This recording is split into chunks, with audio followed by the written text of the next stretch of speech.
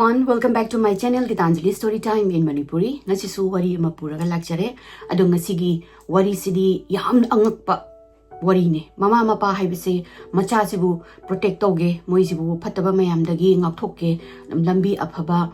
sembi ge khot ke haidana bu loina mak tawnari bangaktani adubu asigi wari sidadi yamna mabuk phataba yam tina selfish oiba thaba amadagi Tokiba crime gi wari ne wari thongdok asina kuidri November gi tang manga 2025 ta Tamil Nadu da thokibane chahi trampanda sudangari bi es bharati sina magi nupa chahi kunthra ga mathoi suba suresh koi gi daily wager amani nong magi suraga chaba sije 2018 da maise lohong bane mogi mayum kano sigi suresh ki mayum sina Krishnagiri Tamil Nadu Chinati village da Moi ani sizu arranged marriage ne hani bharati gi daga negidi suresh ka unaba khopa kem laite moi family sing dana moi ne gi kan luhong be fix tawraga adum kan tawre luhong khre adegi bharati se kano gi suresh ki mai gaw dalai laaga mathang mana mi kuding mak se loina thengnare kano gi suresh ki yumlona ba adegi di moi gi mari mata khopa ke kes loina thengnaraga tapna maso da yumsda leiraga mayam singjiga nungsinana leiba hore adegi di moi sigi magi yumlona bida mamana biga leidana khotna moi masin noktana chandana tawdana yam nungaina ma se dum haidi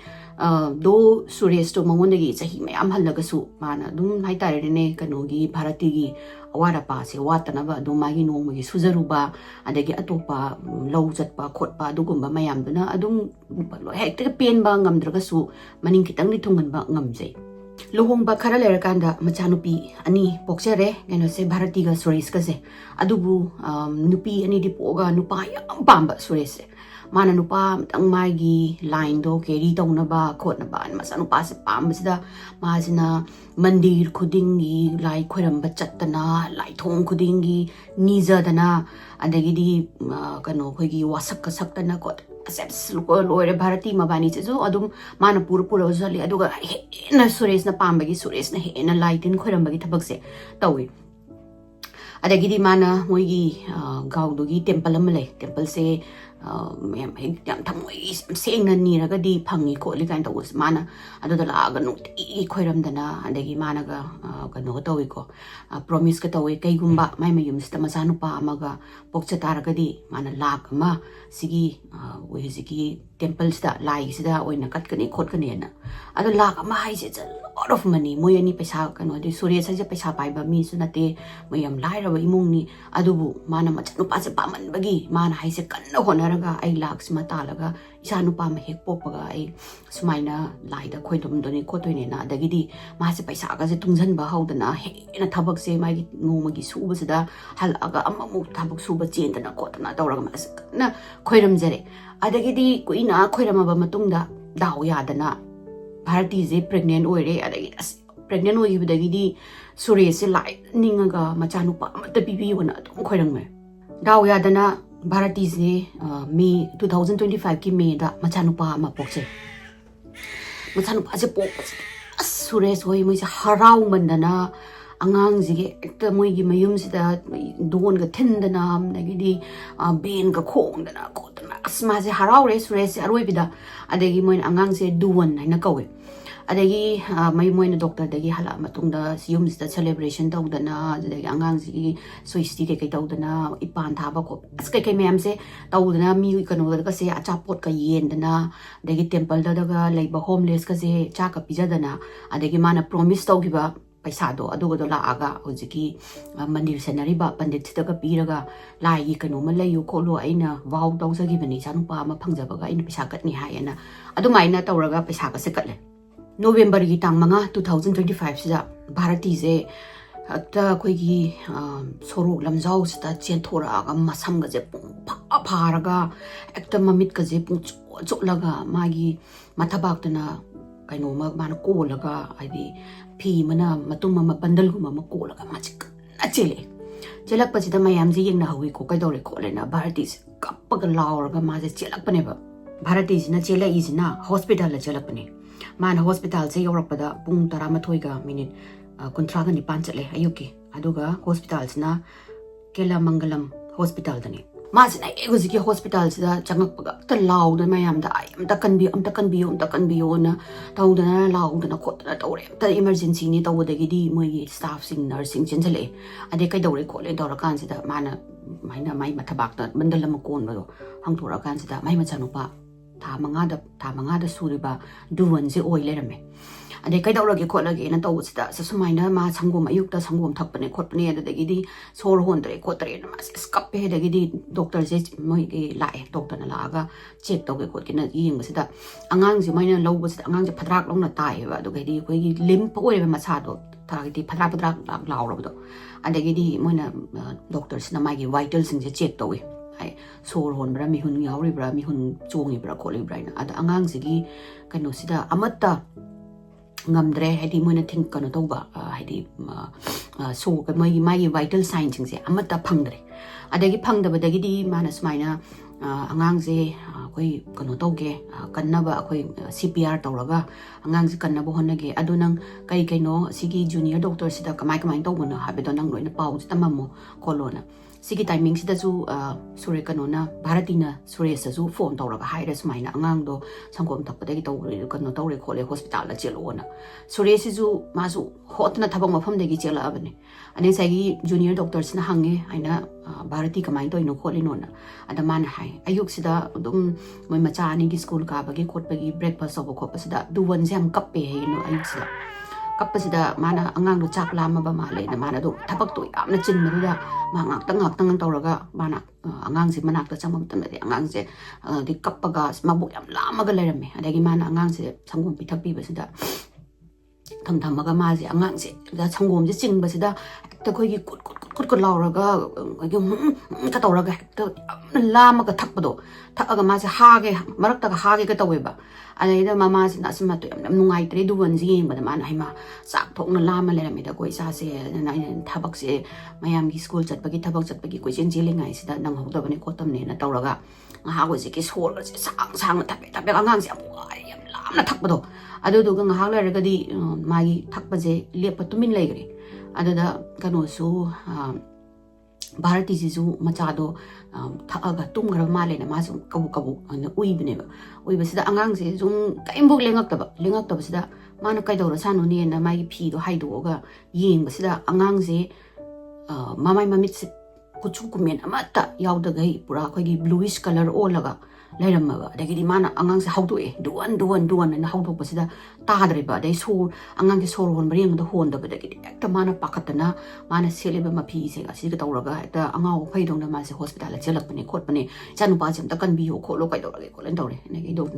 di junior doctor sina ka story kholo ai koi try tawge ma se mate kan dong na ba khona ba adumaina hairaga changre anegi di doctor na sumanung da angang je treatment ledi magi kannaba tawre ngai da suresh ju change suresh ju ka tawre hangma mana kappaga suresh na mana sumai tawuni sangom tha ambane kolamane aduga ma sa jam yam lamna thame dagi do dore mana pause loina tamme tamba sida nungai tre kanu ju suresh ju kamai tawni na moi se am thina anxiously hujiki ICU gi mama kanu sida mamang sida hangana chatana thawai am wana leire andagi doctor singsina angang ji ki kanna bhauna da CPR tawdana kotana tawsida angang ji kan bangam dre moina lak ma try tawrasu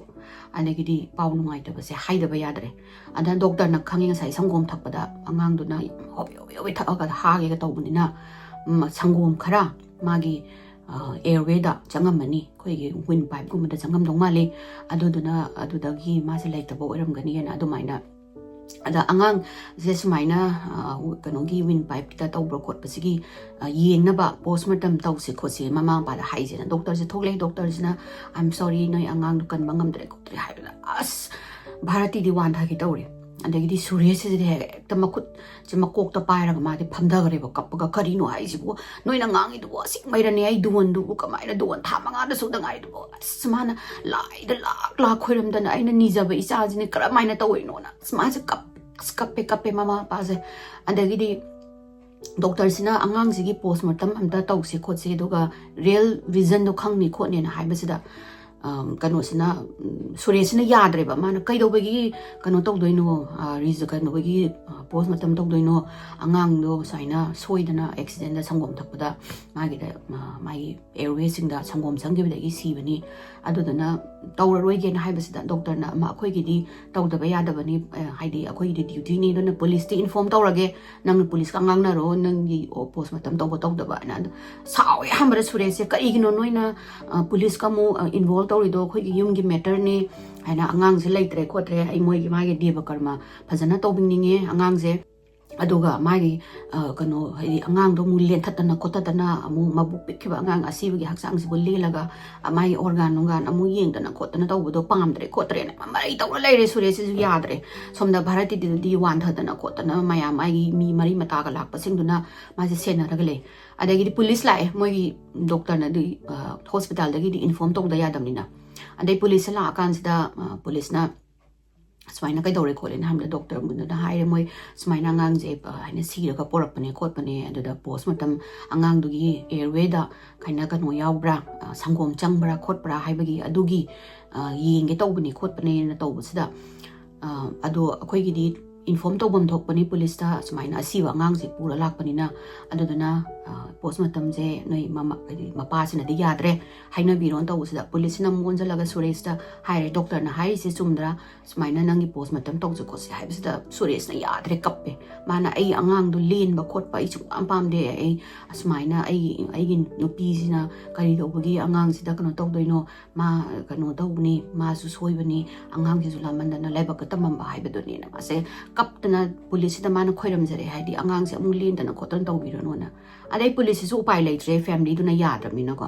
ꯌꯥꯗꯕꯗꯩ ꯃꯥꯅ ꯐꯔꯦ ꯑꯗꯨꯗꯤ ꯅꯣꯏ ꯀꯩꯅꯣ ꯇꯧꯔꯣ ꯈꯣꯠꯂꯣ ꯑꯉꯥꯡꯁꯦ ꯅꯣꯏ ꯗꯦꯕ ꯀꯔꯃꯁꯨ ꯇꯧꯔꯣꯅ ꯑꯗ ꯑꯉꯥꯡꯁꯦ ꯆꯍꯤ ꯐꯥꯗꯕꯅꯤꯅ ꯃꯣꯏꯅ ꯑꯗꯨ ꯃꯇꯝꯗ ꯃꯣꯏ ꯃꯩ ꯊꯥꯕ ꯌꯥꯗ ꯃꯥꯜꯂꯦ ꯑꯗꯨꯗꯨꯅ ꯃꯣꯏꯒꯤ ꯐꯦꯃꯤꯂꯤꯒꯤ ꯒꯥꯔꯗꯦꯟ ꯃꯅꯥꯛ ꯑꯃꯗ ꯑꯉꯥꯡꯁꯦ ꯗꯨꯕꯟꯁꯦ ꯐꯨꯝꯃꯦ ꯑꯉꯥꯡꯁꯤꯒꯤ ꯗꯦꯕ ꯀꯔꯃ ꯂꯣꯏꯕꯒꯤ ꯍꯞꯇꯥꯒ ꯐꯥꯔꯛꯄ ꯁ꯭ꯋꯥꯏꯁꯤꯗ ꯃꯣꯏ ꯐꯦꯃꯤꯂꯤꯁꯦ ꯌꯥꯝꯅ ꯀꯩꯅꯣ ꯅꯨꯡꯉꯥꯏꯇ꯭ꯔꯦ ꯌꯥꯝꯅ ꯃꯣꯏꯁꯦ ꯗꯤ ꯍꯥꯡꯉꯒ ꯀꯩꯅꯣꯃ ꯁꯨꯔꯦꯁꯁꯦ ꯄꯨꯔꯥ ꯗꯤꯄ꯭ꯔꯦꯁꯟ ꯆꯠꯇꯅ ꯊꯕꯛꯀ ꯆꯠꯂꯣ ꯌꯥꯗ꯭ꯔꯦ ꯃꯥꯁꯦ ꯍꯦꯛꯇ ꯃꯪꯗꯅ ꯂꯩꯗꯅ ꯑꯗꯒꯤꯗꯤ ꯀꯩꯅꯣꯁꯤꯅ ꯚꯥꯔꯇꯤꯁꯤꯅ ꯑꯃꯨꯛ ꯊꯦꯝꯃꯦ ꯅꯪꯅ ꯁꯨꯃꯥꯏꯅ ꯈꯔ ꯇꯥꯟꯕ ꯈꯣꯠꯄꯁꯤꯅ ꯑꯩꯈꯣꯏ ꯏꯃꯨꯡ ꯃꯅꯨꯡ ꯊꯥꯛꯏꯕꯅꯦ ꯅꯪ ꯀꯩꯅꯣ ꯇꯧꯕꯤꯌꯣ ꯈꯣꯠꯂꯣꯅ ꯇꯧꯕꯁꯤꯗ ꯃꯥꯁꯦ ꯍꯣꯏ ꯐꯔꯦ ꯑꯩꯁꯨ ꯌꯨꯝꯗ ꯁꯨꯝ ꯂꯩꯁꯟꯕꯗ ꯋꯥꯈꯜꯗ ꯑꯗꯨꯝ ꯈꯟꯕꯗ ꯑꯩ ꯂꯩꯃꯟ ꯆꯜꯂꯦꯅ ꯃꯥꯁꯦ ꯃꯥ ꯀꯩꯅꯣꯗ ꯆꯠꯈꯤꯕ ꯃꯥꯒꯤ ꯐꯥꯝꯗ ꯂꯧꯒꯤ ꯀꯩꯀꯩꯒꯤ ꯆꯠꯈ꯭ꯔꯦ ꯑꯗꯨꯒ ꯆꯠꯈ꯭ꯔꯒ ꯑꯗꯨ ꯃꯥꯅ ꯀꯩꯅꯣꯁꯤꯗꯒꯤ ꯊꯕꯛꯁꯤꯗꯒꯤ ꯃꯥꯅ ꯉꯁꯥꯏꯒꯤ ꯐꯥꯝꯗꯒꯤ ꯍꯜꯂꯛꯄꯁꯤda ꯃꯥꯒꯤ ꯅꯨꯄꯤꯁꯦ ꯀꯧꯔꯒ ꯍꯜꯂꯛꯄꯅꯦ ꯑꯗ ꯑꯍꯥꯟꯕ ꯃꯥꯒꯤ ꯅꯨꯄꯤꯁꯤꯅ ꯀꯧꯕ ꯇꯥꯗꯕꯗꯒꯤ ꯃꯥꯅ ꯍꯦꯛ ꯃꯥꯗꯣ ꯃꯣꯏꯒꯤ ꯌꯨꯝꯂꯣꯟꯅꯕ ꯑꯃ ꯂꯩ ꯌꯨꯝꯂꯣꯟꯅꯕꯗ ꯃꯣꯏꯒꯤ ꯂꯩꯁꯥꯕꯤ ꯑꯃ ꯂꯩꯕꯅꯦ ꯑꯗꯨꯒ ꯍꯦꯛ ꯇꯤꯟꯅꯩꯌꯦꯕ ꯌꯥꯝ ꯂꯨꯅ ꯀꯩꯅꯣꯒ ꯚꯥꯔꯇꯤꯒ ꯃꯥ ꯑꯗꯨꯏ ꯃꯅꯥꯛꯇ ꯂꯩꯔꯝꯃꯅꯦꯅ ꯃꯥꯁꯤꯅ ꯍꯧꯖꯤꯛꯀꯤ ꯌꯨꯝꯂꯣꯟꯅꯕꯤꯒꯤ ꯃꯅꯥꯛꯁꯤꯗ ꯂꯥꯛꯑꯀꯥꯟꯗ ꯃꯥꯅ ꯂꯥꯛꯑꯒ ꯍꯧꯖꯤꯛꯀꯤ ꯌꯨꯝꯁꯦ ꯊꯣꯡꯁꯦ ꯂꯣꯜꯂꯒ ꯃꯥꯅ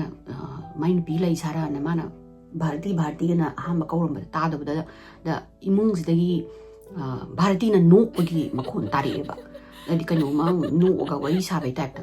ꯑꯗ ꯀꯩꯅꯣꯁꯤꯅ ꯁꯨꯔꯦꯁꯁꯤꯅ ꯈꯜꯂꯦ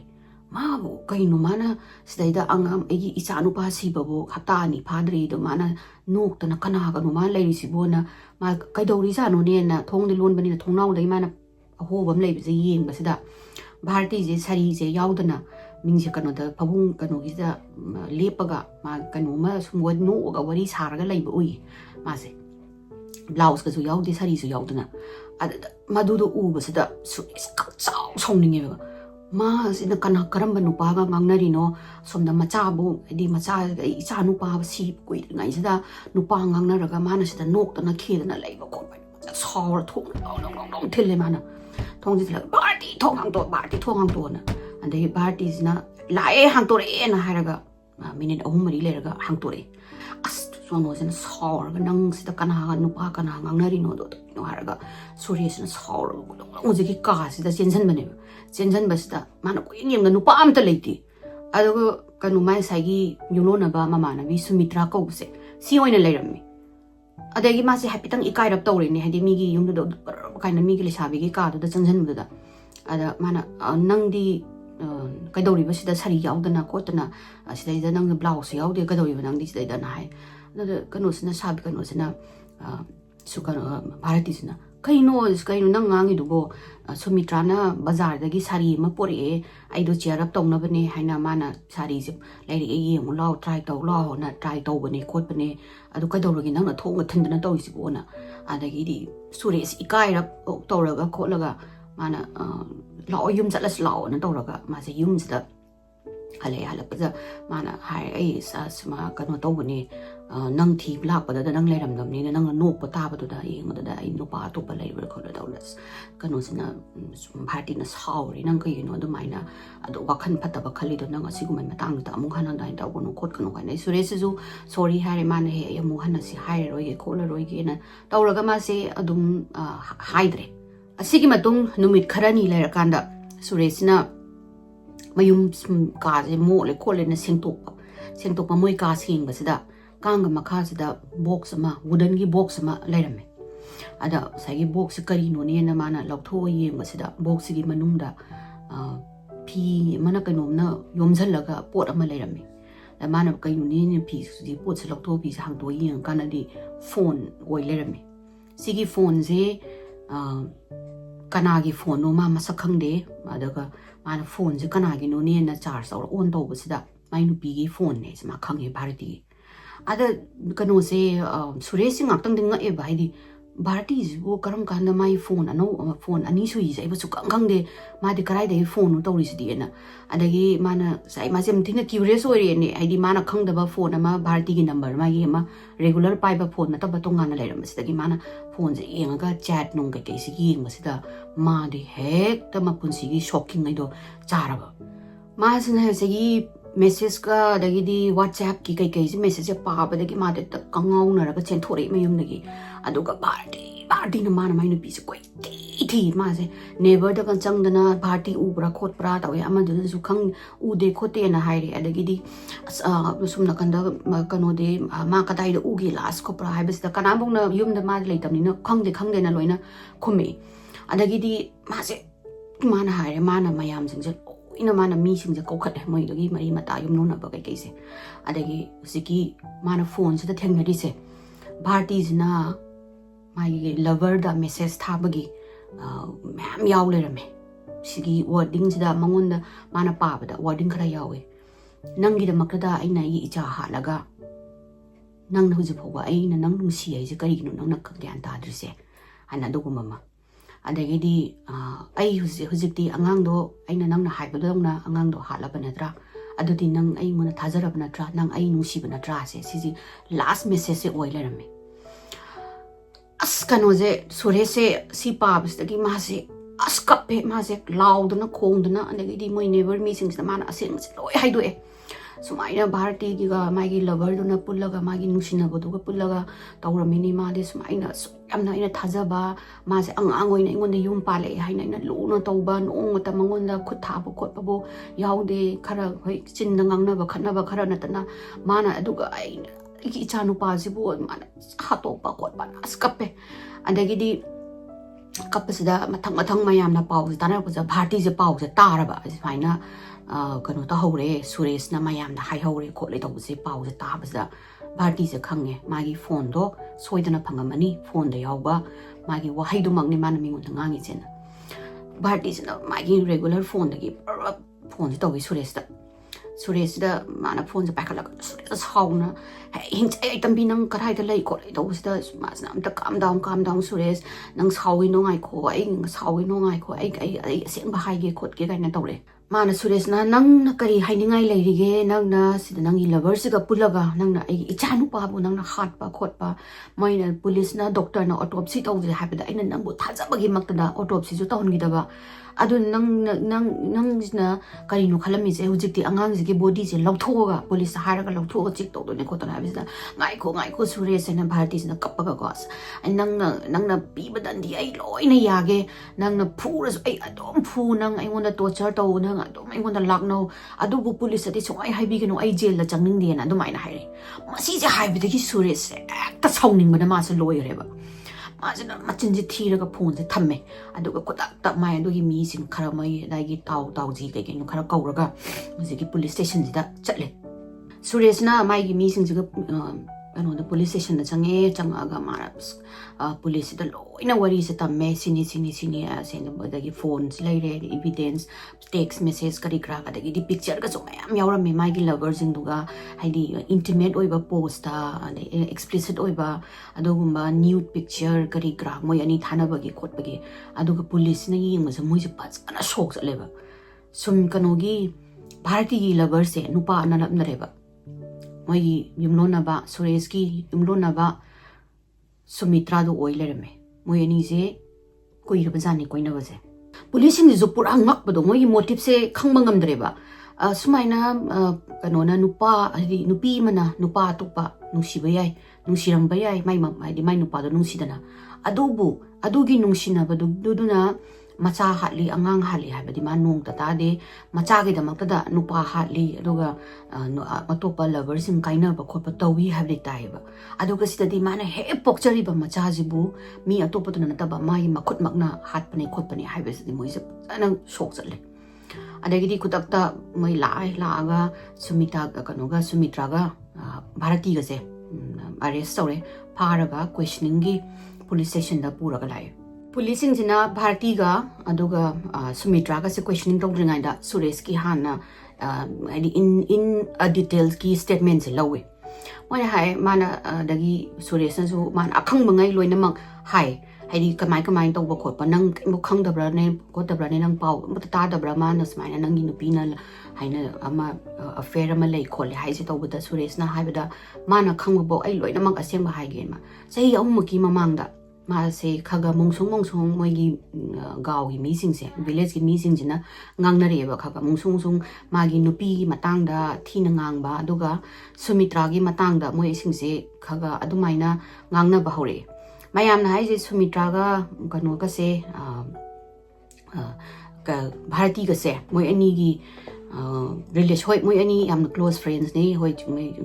chumme adu ra ga su moi ani gi behavior se more than friends male moi ani se deep connected oiba male khole chatmina ra su moi ani je naksana ra ga chatni nei adai makhut samna dana chatnai adagi di micha na dana mi ing na dana acting kap na dana adagi di mak no da su marak da su moi villager sing jina kano ga sumitra ga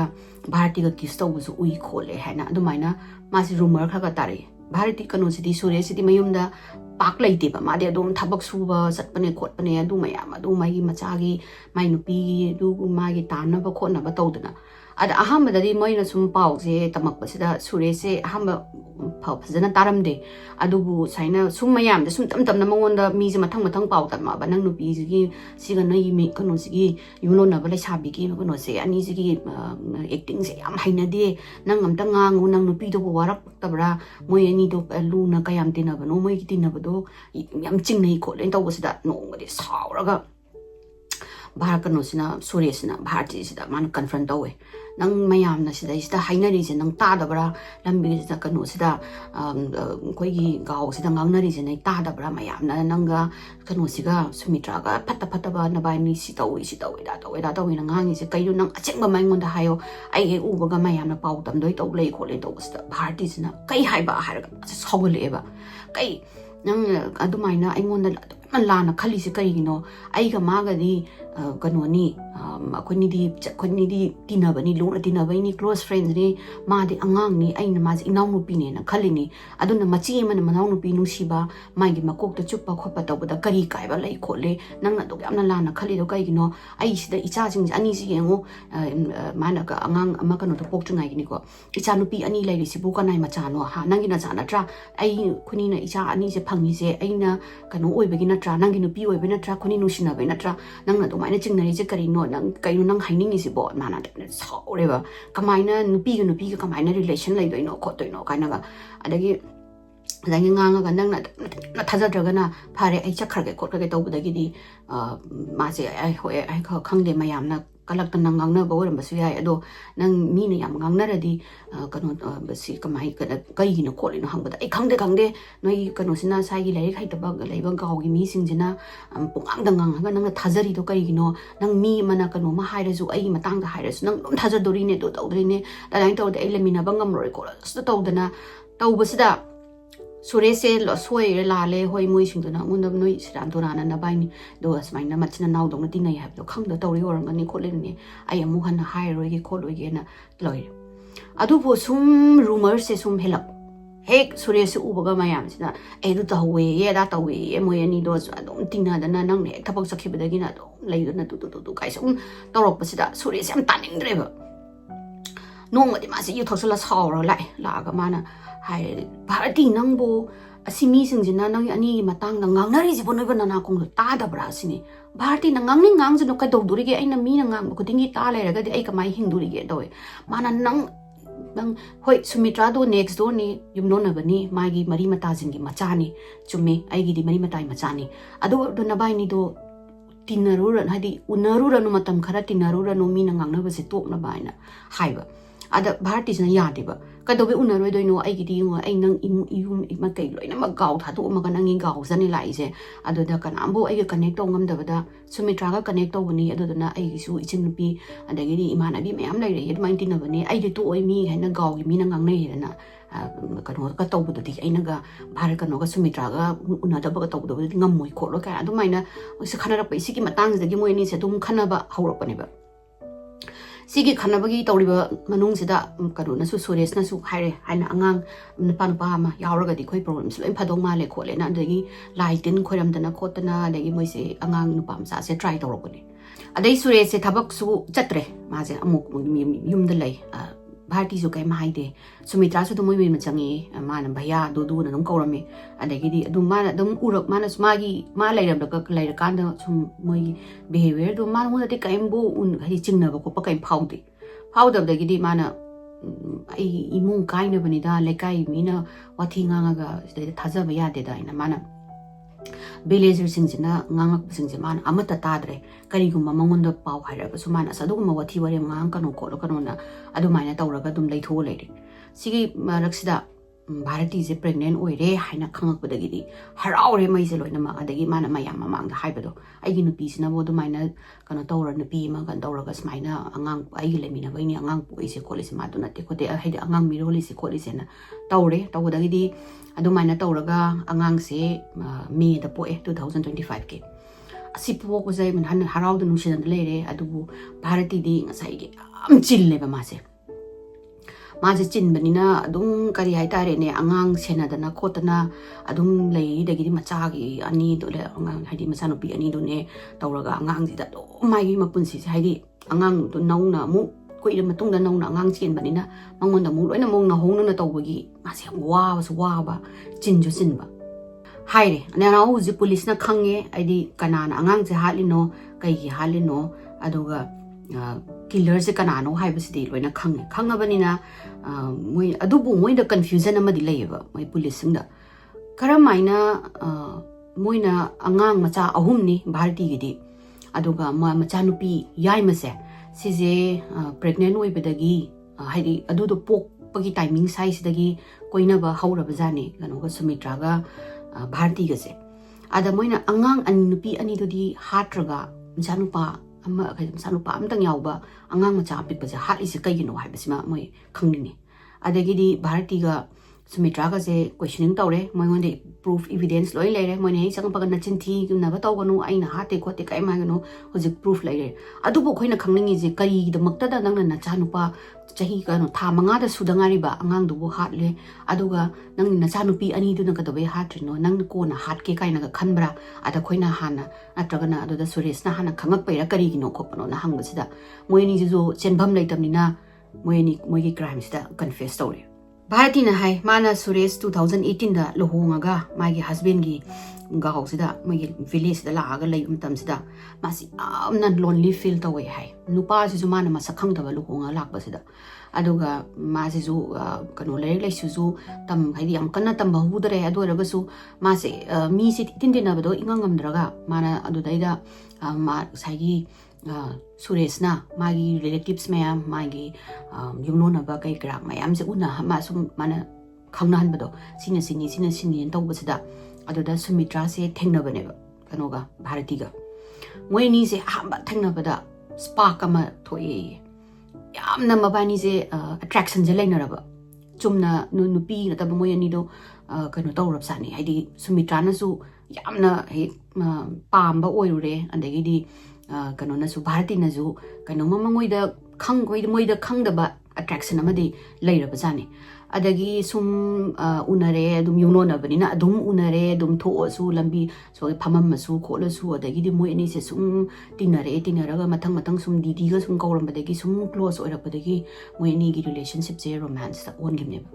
villager singjina wangang narba hawrak pama ga timing sida moi ani sina toknarasi kholasi haina Bharati na su yam tawrame adubu moi ani se kuina unadana laiba unadai break up tawba khopase sungam gamdaba hekta moi ani je ngak tang khak sangbada ngak tawda adum matam asang khudingi moi ani je unaraga babani je wari sanaraga love making tawbase asisi moi thadok pangamdreba adudana ngamdrabanina moina plan namga lai moi ani na plan namda lai moina hai akoi ni je smaina openly himinabadi leminabadi yararoi mi singjina accept sum tawroi khoi ge gaw sida nupi ani smaina nungsina ba khotpa ka haise aduga Sumitra di college kai aduga Sumitra di masana khangma maleba ma je lesbian ne hese aduga kano di Bharati di ma khangraga mana kona realize sorok type neba adu moi ani je lemina da saina yararoi openly aduduna smain tawrasi aisu ai nupa siga leirage aduga mo maga mai sebanu ma tawdana magi tumba ko mai tumina dana ko dana mai macha pokna khotna adum tawrasi aduduna mayamgi oirasi nangju nangna hayawai luhongba timing yaura nangi luhongam dai adum luhongo nangju nang nupa do adum nang adum nupi ma oibagi adum nangi sebasi bi tawro adubu real oinadi nanga aigase sisna true family ni khotpani moi atopa singje moi asumba aigi nupa ai icha singjina lambi da it just kano haitare ne po angang do koi na kaigumba pokla na pokle koi ni na angang do koi maki icha ne khalaga yok minera si kholasi na dumaina promise tawna promise awra matungda moi ani se adum moi continue tawre Suresh ka magi nupa da pau tamak pa kholakpa mayam sing do ma adum ma deng tawi do namba matam da Suresh lairagadi yamna docile loina moi se behave tawe ba haidi kai mok tok do dongna moi ni na khali se akoi gi life si de koi na belong tawi moi de belong taw de aduga si na koi ani sina just real family ni ne haibasigi matung in na moi ani gi relationship se adada base tawraga moi ani se relation se continue tawra lakpaneba dagidi Bharati je khangol pregnant oiraga angang pokhibdagi ma se dum chingreba chillaga